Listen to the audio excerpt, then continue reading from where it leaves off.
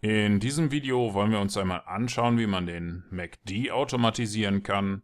Das ist dieser Oszillator hier unten und wir möchten herausfinden, wie man mit MQL5 die entsprechenden Signale nutzen kann, um Positionen automatisiert zu eröffnen.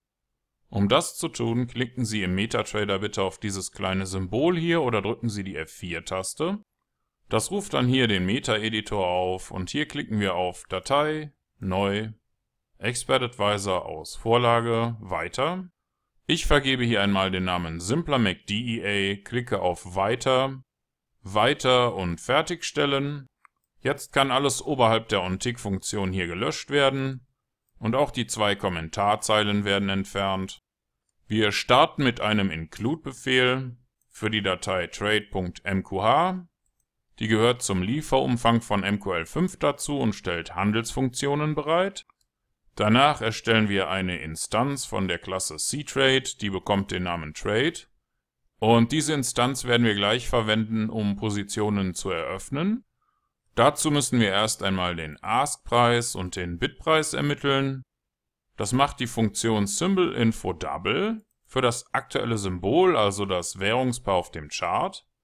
Wir verwenden Symbol-Ask, alles in Großbuchstaben, für den Ask-Preis, beziehungsweise Symbol-Bid für den Bid-Preis. Und mit Normalized Double und Digits stellen wir sicher, dass die Berechnung entweder 3 oder 5 Nachkommastellen hat, je nachdem welches Währungspaar wir verwenden. Danach bauen wir uns eine Variable für unser Signal. Das soll eine Textkette sein, darum ist sie vom Typ String und der Name ist Signal. Wir weisen hier noch keinen Wert zu, denn der muss noch ermittelt werden. Für die Berechnung brauchen wir zunächst einmal ein Array für Preisdaten, das bekommt den Namen MyPriceArray.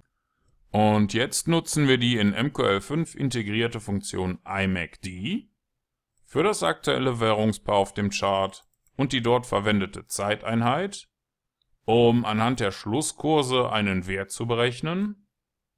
Diese 3 Werte hier schauen wir uns jetzt mal an. Denn wenn Sie auf irgendeinem Chart auf Einfügen, Indikatoren, Oszillatoren, MACD klicken, dann sehen Sie hier die Werte 12, 26 und 9. 12 steht für den schnellen exponentiellen Moving Average, 26 für den langsamen exponentiellen Moving Average und 9 für den Simple Moving Average. Wenn Sie sich die genauen Formeln für den MACD einmal anschauen wollen, dann können Sie auf Seiten wie investopedia.com die Formeln dafür finden. Für jetzt reicht es aus zu wissen, dass diese Werte hier mit den Grundwerten übereinstimmen. Mit Copy Buffer möchten wir jetzt anhand der MACD-Definition, die wir hier oben getroffen haben, für den Buffer 0, also unsere Signallinie, von der aktuellen Kerze 0 für 3 Kerzen die Preisdaten in unser Preisarray kopieren. Warum nutze ich hier immer 3 Kerzen? Nun, das ist schneller als alle Kerzen auf dem Chart zu berechnen und spart deshalb etwas Rechenzeit. Und gleichzeitig sind 3 Kerzen genug, um auch Überkreuzungen zu berechnen. Für dieses einfache Beispiel brauchen wir eigentlich nur den Wert von Kerze 0 von der aktuellen Kerze aus unserem Preisarray.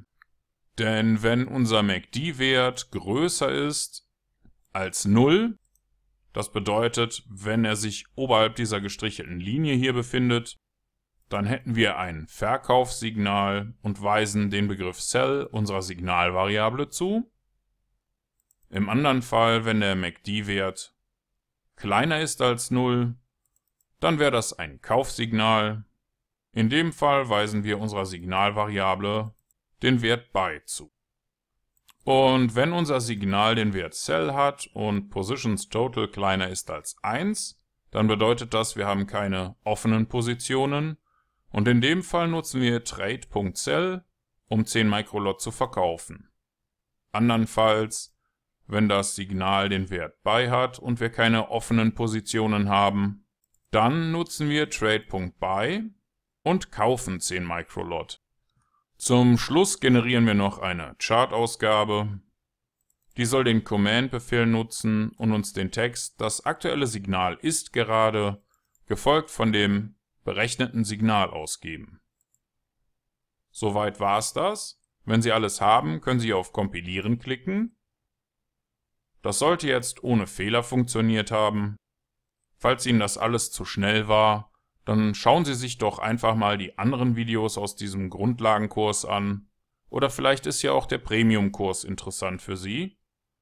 Andernfalls, wenn alles geklappt hat, klicken Sie bitte auf das kleine Symbol hier oben oder drücken Sie die F4-Taste, um in den MetaTrader zurückzukehren. Und im MetaTrader klicken wir auf Ansicht, Strategietester oder drücken die Tastenkombination STRG und R. Hier wählen wir unsere neue Datei simplermacdea.ex5 aus, markieren hier die Visualisierung und starten unseren Test. Und so sieht das Ganze dann im laufenden Betrieb aus.